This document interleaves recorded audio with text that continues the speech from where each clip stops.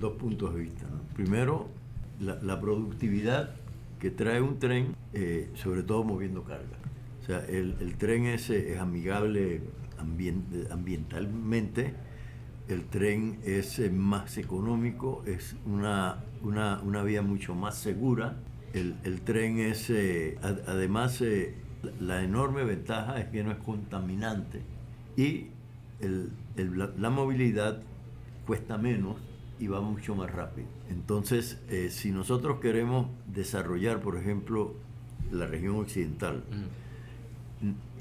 para poder llegar con una masa de carga muchísimo más grande, el tren es ideal. Puede llevar 30. Hoy en hora de Trinca Saberes con la Think Tank Trinca Panamá nos acompaña el presidente de la Think Tank, el doctor Miguel Ángel Cañizales. También está con nosotros alguien que fue presidente de la Think Tank, don Ernesto. Gracias de la Lastra, claro que sí. Gracias por acompañarnos aquí. Y quiero traer un tema que, en palabras del presidente, es la obra insignia de este gobierno. Hablamos de el Tren Panamá. David, y don Ernesto ha sido uno de los que más ha, digamos, promovido la idea, presentando conferencias en distintas plataformas.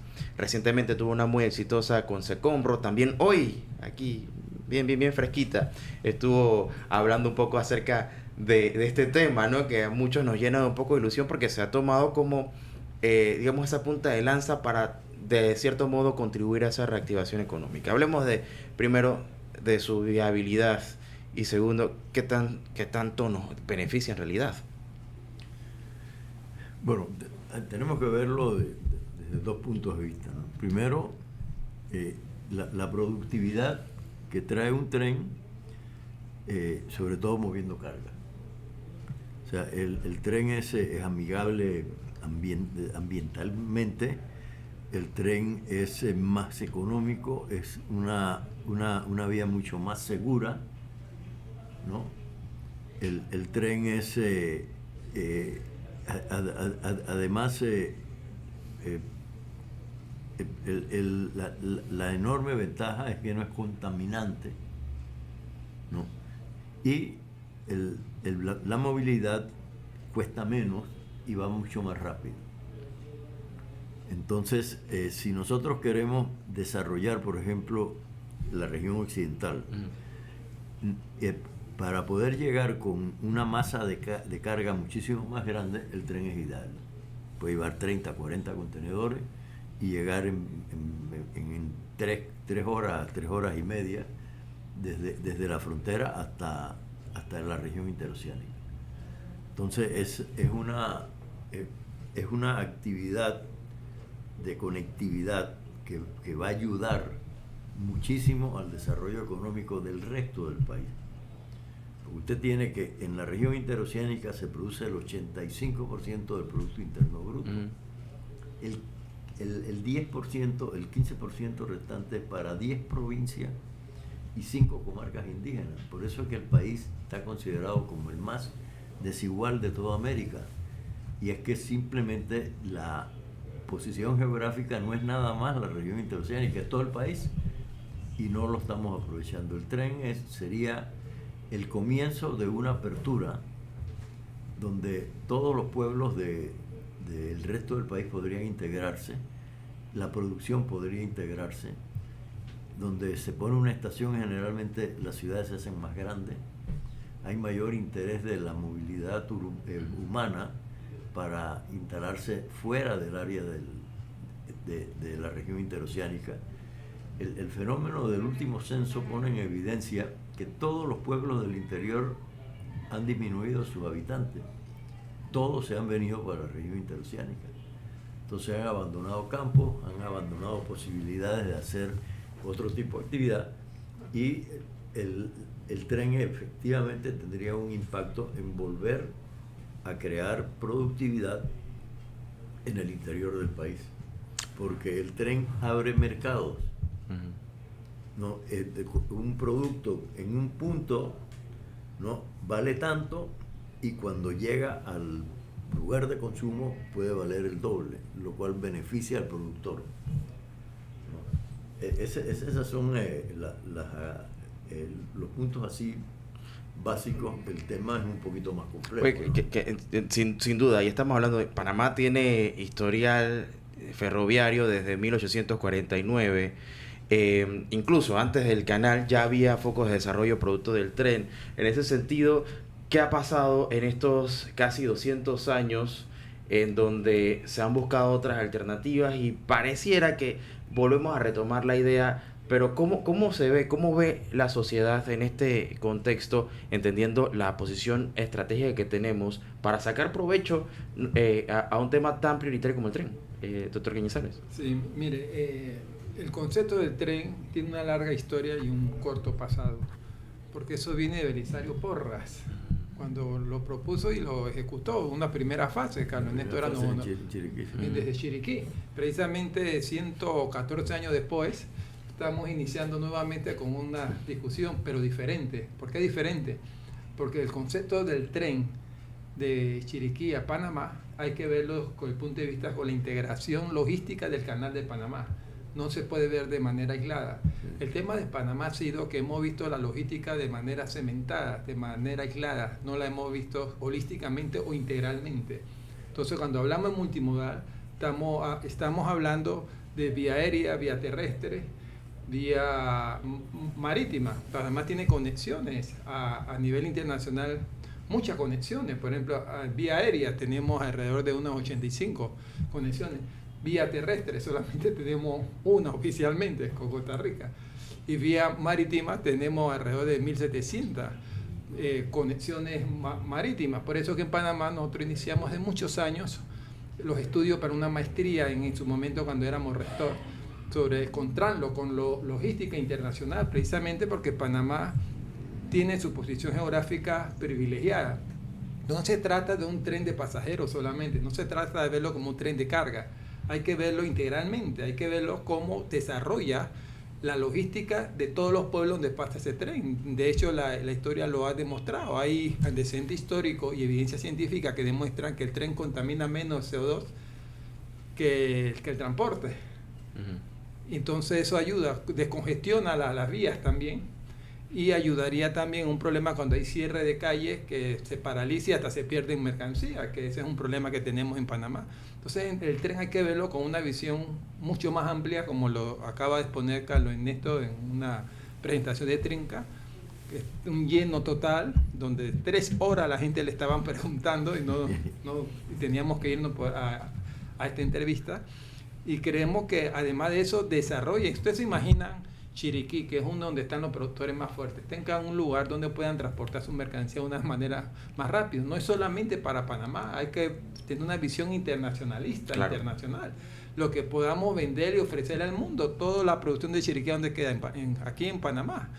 Y posiblemente valdría la pena con una visión mucho más amplia. Claro que sí. Y ahondando el comentario que hace el doctor Cañizales, don Carlos Ernesto, tengo que preguntarle también por el aspecto de los estudios que se han hecho, porque entiendo y recuerdo que cuando se presenta el último estudio en el gobierno de Varela, contemplaba llegar hasta la provincia de Panamá Oeste. Entonces, hablando de conectividad, habría que replantear un poco el aspecto de conectar, hacer que no solamente sea el tren, sino que haya una verdadera viabilidad y se aproveche ese punto estratégico que tiene nuestro país. Sí, bueno, el plan era terminar cerca de Howard. Claro. ¿No? En la ciudad de Panamá Pacífico. Sí, el área de Panamá Pacífico, terminarla ahí, pero se ha discutido muchísimo de llevar el tren hasta una central muy parecida a la central de buses que hay ahora mismo en Albrook, ¿no? De manera que se pueda desarrollar otra área. Uh-huh. Pero eso aumentaría muchísimo el costo, porque habría que hacer, lamentablemente, el puente que se iba a hacer, que iba a tener un paso para los trenes, no se hizo. Ahora se ha hecho un túnel. En el túnel podría caber un tren, pero paralizando cerrándolo para que pase el tren, ¿no? No pensamos con luces largas. Ahora, cuando hablamos del tren, realmente estamos hablando de una parte del tren, que es Panamá a la frontera con Costa Rica. Lo que es obvio es que en el momento que nosotros pongamos el primer riel, inmediatamente Costa Rica se va a interesar. ¿Por qué? Porque con el tren toda su carga va a tener un acceso a muchos más lugares. Claro. ¿No? Amplía su mercado automáticamente, como amplía el de nosotros. El productor nuestro solamente está pendiente del mercadito muy pequeño que es Panamá. Cuando los 1.700 puertos viven casi 2 billones de personas, que ese es lo que debería ser nuestro verdadero mercado. Pero obviamente que eso exigiría un cambio de la política de relaciones exteriores. El funcionario que se nombra tiene que ir a buscar mercado, como hace el funcionario de Costa Rica y de Chile. Su función es buscar mercado para la producción de esos dos países. Nosotros exportamos 8.000 contenedores al año y Costa Rica exporta 800.000. Entonces, el tren podría facilitar, porque un contenedor te vale $1.500 de Tierras Altas al puerto de Cristóbal, y si lo llevas en tren te va a costar 300. Entonces hay una economía que va a tener el productor, que lo puede utilizar para comprar más semillas, sembrar más cosas, porque se le está ampliando el mercado. Nosotros tenemos definitivamente un problema gravísimo en que todas las áreas de pobreza y pobreza extrema tienen un común denominador: no tienen conectividad terrestre. Entonces, esa situación hace que seamos un país tremendamente desigual, ¿no? Donde la producción es muy marginal, porque lo único que estamos peleando es el mercadito de Panamá, que realmente integrado a la vida económica es como 1 millón de personas, cuando podríamos estar en 2 billones de personas llevando nuestros productos agrícolas. Carlos, eso es interesante lo que menciona, porque estamos hablando entonces de que Panamá puede ser igual y hasta mejor que Singapur. Panamá, Obvio. Singapur es un pedazo de cualquier provincia. Decía Carlos en esto de Coiba, que es casi parecido al tamaño, ¿no? Es un poquito más grande que Coiba. Un poquito más grande. Singapur, por ejemplo, la autoridad portuaria, antes que se privatizaran los puertos, pasaban alrededor de 200.000 al año. Hoy día, ¿cuántos contenedores están pasando? Como 8 millones, ¿no? Es el puerto más importante del sudeste de Asia. Singapur, ¿cuánto están pasando? ¿Como 50, 60 millones? Sí, está por ahí más o menos. Cuando yo estuve en Singapur, nosotros hicimos esa comparación y nos dimos cuenta de la importancia. Es decir, nosotros estábamos hablando que Panamá tiene por naturaleza el canal seco. O sea, tenemos el transporte ahí mismo. Ya existen las condiciones. Y no hace falta la parte del ferrocarril. Te puede hacer 21 canales secos, integra todos los polos de desarrollo del país. Únicamente pensando en esta idea del tren y cómo se interconecta, que el tema de conexión sigue siendo una de las complicaciones. Incluso para llegar a Darién, por las características de la carretera, toma casi el mismo tiempo que nos tomaría llegar a la ciudad de David, siendo mucho más corto el tramo. Pero en ese sentido tengo que preguntarle, la ruta, ¿existen rutas ya planeadas y cómo deben diseñarse? ¿Qué se debe tomar en cuenta también? Y sobre todo, estamos hablando de la Cordillera Central, que no es un lugar tampoco muy fácil. Bueno, la ruta que diseñaron el estudio de los chinos ya está trazada. Es una ruta que busca la costa, ¿no? Los trenes no suben montaña, por eso se hacen túneles. Claro. Y los trenes no tienen lugares donde la curva sea muy cerrada, porque no se salen del riel. Entonces, la ruta que se buscó es llegando hasta Santiago y luego bajar a Soná, donde de Soná arrancaría hacia el Tabasará, construyendo puentes y haciendo túneles especiales, ¿no? para pasar esa parte de la cordillera. Y luego cuando pasa esa parte de la cordillera, inmediatamente ya es un llano completo hasta la frontera, ¿no? La ruta pone en evidencia lo siguiente. Primero, que tenía que hacerse la ruta donde hubiera poblaciones, ¿no? O sea que sí se considera inmediatamente el aspecto de que tiene que llevar desarrollo a las comunidades. O sea, hay posibilidades de conseguir carga. El fenómeno de los trenes es que las ciudades donde hay estaciones crecen. Y los inversionistas, en el momento en que se anuncia que se va a hacer un tren, inmediatamente viene a la inversión extranjera, que es lo que ha hecho crecer económicamente a Panamá. Interesante. Entonces, el tema, lo que se pregunta a la gente, ¿y quién lo va a pagar? Claro, una gran pregunta, ¿no? Porque cuando nos plantean toda la idea de un tren y que vamos a tener el desarrollo, todo está bien hasta que la pregunta sale, ¿de dónde sacamos la plata? Claro, la plata no existe. O sea, hay que tener una reunión con las multilaterales, que son las únicas empresas financieras que estarían dispuestos a financiar esto. Pero eso tiene que hacer un trabajo previo del gobierno, que es hacer el modelo de la empresa que va a manejar el tren. Nosotros tenemos dos modelos de empresas que han sido exitosos, que es el Canal de Panamá y el Metro. No hay que perder mucho el tiempo en tratar de hacer el modelo dentro de esas características y de las características que exige el Banco Mundial que tienen que tener esas empresas. Usted no se puede sentar ahora mismo a decir, vengo a que me presten tanto. Usted tiene que presentar todo. Tiene que decir quiénes se van a encargar, qué conocimientos tienen, ¿no? Entonces todo eso es una cadena de requerimientos de información y de estudios que hay que hacer. Claro. ¿No? Así que en este momento la plata no existe para nada.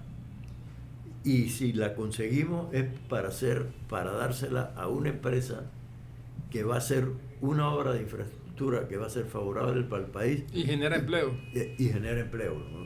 En la época de la construcción son 5.000 empleos, ¿no? Eso tiene inmediatamente un efecto multiplicador. Por esos 5.000 empleos gastan dinero y hay un movimiento. Sí, claro, y donde se van a estar desarrollando las estaciones seguramente también habrá que dar soluciones habitacionales, que sí, abastecimiento alimenticio y demás, o sea que hay un derrame económico. Pero hay una pregunta que también me llama la atención luego de las declaraciones que hace el señor Farouk Mawab, en donde públicamente dice, pedimos colaboración a las personas donde va a pasar el tren, porque entendemos que también va a ver, digamos, va a ser un poco invasivo, porque pasa por territorio que probablemente le pertenezca a más de una persona. En aspectos sociales es importante, porque no todos van a estar de acuerdo y eso es una realidad. Sí, pero hay que tomar en cuenta que el tren, la servidumbre es muy angosta. O sea que no debe ser un problema. O sea, no, hacer una carretera requiere 5 veces el tamaño de la servidumbre de un tren. O sea que no es tanto el problema. El tren es el riel. Ok. Es el riel y luego una distancia que se calcula donde estará ubicado la posibilidad de darle mantenimiento a ese sistema de rieles, ¿no? Ahora, pero ¿qué pasa si alguna persona dice, yo no quiero que pase el tren por mi finca? A mí me parece que hay que hacer los estudios pertinentes para ver la afectación de las áreas de propiedad privada. Sin embargo, yo no le veo un impedimento. Yo creo que pueden haber negociaciones, como se ha hecho con el metro y se han hecho en otro tipo de obra. Aquí lo importante es que es una obra de desarrollo que no solamente impulsa el desarrollo económico nacional, sino que eso da motivo al desarrollo económico internacional y regional por la posición geográfica de Panamá, porque atrae inversiones y además promueve el desarrollo industrial comercial, que eso, en otras palabras, estábamos hablando inclusive del turismo. ¿Quién no le gusta ir a Chiriquí, a Volcán, a esos porque de Chiriquí a Bocas del Toro también? Sí, claro. Todo queda cerca. Que eso sería también parte de una conversación Claro. inmediatamente terminada la concepción de este tren, pensar una conectividad hacia Darién, entre Bocas del Toro y Chiriquí, ¿no? Claro. Como tipo Obviamente que cuando lo dice también el trazado del tren, tomar en cuenta las troncales que se van a necesitar. Claro. Por ejemplo, yo estimo que la primera troncal que se va a necesitar es la que vaya a llegar hasta las tablas, porque es una península productora y que podría ser exportadora también. La segunda troncal que habría que hacer enseguida es a Bocas del Toro. Un bus que salga de Panamá a Bocas del Toro puede demorar 24 horas. Demasiado. Entonces, ¿quién es el que lleva a la gente a Bocas del Toro? Los costarricenses. Es más, le dicen a los turistas que llevan que eso es parte de Costa Rica. Imagínense. Entonces nosotros nos perdemos, o sea, nos roban la tajada, como decimos en buen para mí. Por eso es que hay que optimizar la logística en la cadena de suministro. Claro. El tren puede contribuir a eso según los estudios científicos que se han hecho en otros lugares. Integran los puertos con la zona franca. Panamá tiene su zona libre que va a morir si no se optimiza su modelo de vender. Uh-huh. También la conexión de ferrocarril nos ayuda a integrar a los principales puertos de la zona franca, Howard, zona libre. ¿Por qué no pensar en abrir en esas áreas también zonas francas? Claro que sí. Que no existen para su desarrollo. Y esto tiene que ver mucho con la siguiente pregunta, pero antes de esa pregunta, algo importante, y no quiero sonar impaciente, pero hablamos de plata, digamos que tenemos todo resuelto, conseguimos el financiamiento, las empresas, el tiempo. ¿Cuánto nos va a tomar hacer un tren como este? Bueno, el cálculo que hicieron los chinos son 5 años. Requeriría 5.000 personas trabajando, y luego obviamente que los 5 años tiene hasta una ventaja porque nos da tiempo para preparar maquinistas, expertos en mantenimiento, claro. Fabricar nuestras propias piezas. La educación técnica. Entonces, una formación técnica que ya está... Dual, formación técnica dual. Ya están las universidades en Chiriquí, y hay una que ha hablado directamente ya con la Fundación Valencia Port, que está asociada a la Universidad de Comillas, donde van a venir a Panamá ya para decirle a la universidad cómo tienen que montar esa escuela sobre el tren. O sea que nosotros podemos hasta exportar personas. Claro. Si el tren se va,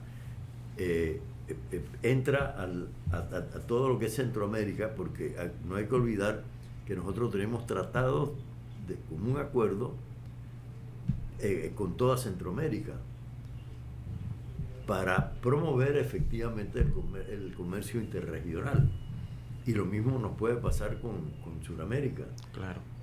Si nosotros anunciamos que vamos a hacer un tren a la frontera con Colombia, al día siguiente aquí va a estar el alcalde de Medellín aplaudiendo, ¿no? Y de seguro que hace su tren hasta Medellín, porque le es más fácil mandar una carga a los puertos de Panamá que mandarla a Cartagena o Buenaventura. No, y con todo esto, escuchaba también, ¿no?, las intenciones de mirar y firmar un acuerdo con Mercosur, que seguramente sería sumamente atractivo para el Mercosur tener esa conectividad por Panamá. Ese ha sido el sueño de todas las multinacionales, de que exista conectividad de carretera, de trenes. No hay conectividad entre nuestros países. Nada de esto sirve si no está relacionado a una educación dual, si no se relaciona a la formación de nuestros estudiantes en las partes técnicas. Eso que está diciendo Carlos Ernesto es muy importante. Yo conozco eso en Valencia, cuando fui embajador, y yo fui invitado a dar varias conferencias ahí. Estamos hablando de países del primer mundo. Entonces hay que exportar tecnología y formación académica, y una vez por todas definir en este país qué es una posmedia técnica, qué es una técnica, claro, qué es un técnico en una universidad y qué es un técnico en una escuela media. Hay que establecer leyes ya una vez por todas que unifiquen estos criterios y entrar al primer mundo para poder competir. Bueno, toda esta idea del tren como que nos pone a soñar y nos dice, bueno, ¿Por qué no se nos había ocurrido antes? Seguramente sí se nos ocurrió, pero ¿por qué no se ejecutó? Bueno, Porras, ¿en qué año fue cuando Porras? Porras terminó de construir el tren en Chiriquí en el 2014. Ajá. Pero no es que no se nos haya ocurrido, hay que entender que nosotros fuimos colonizados. O sea, la zona del canal era un país aparte, ¿no? Existía el Silver Roll y el Gold Roll. Claro. ¿No?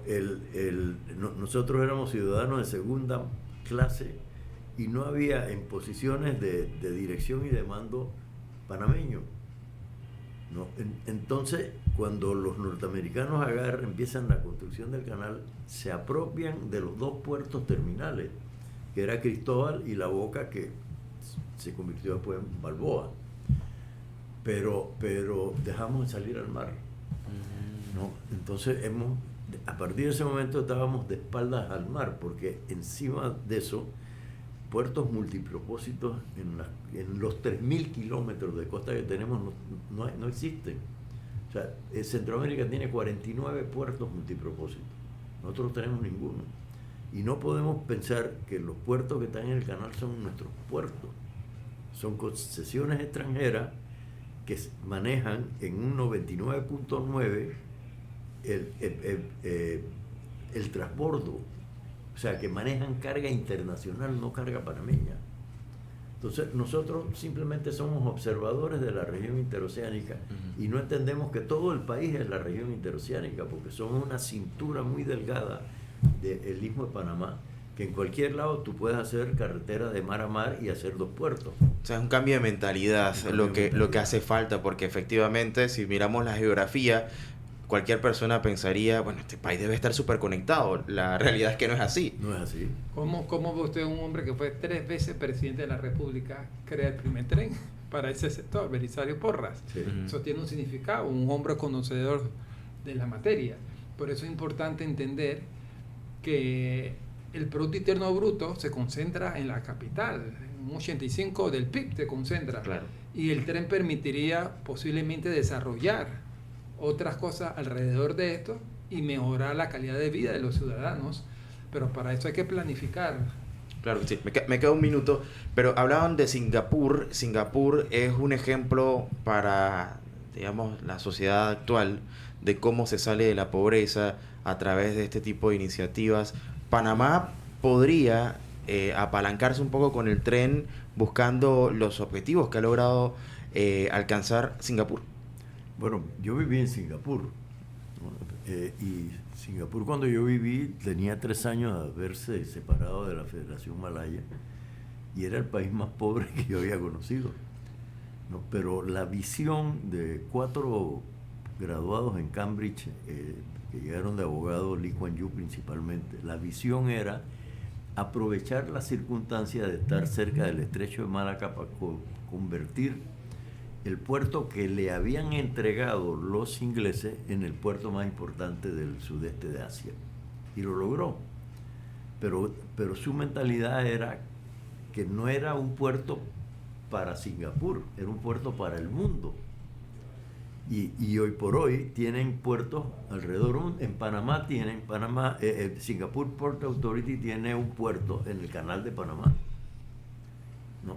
Simple y llanamente porque entendieron que las posiciones geográficas de la naturaleza que tiene Panamá es para incorporarse al mundo globalizado, no es para estarse viendo el ombligo, que es lo que nos pasa a nosotros.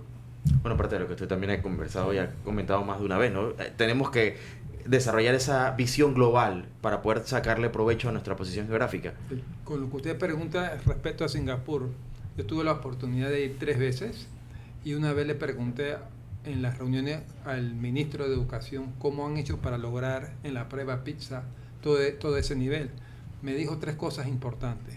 La primera, tenemos un instituto de perfeccionamiento docente, que es el techo, es decir, capacitamos a los profesores porque ese es el techo académico. Claro, definitivamente.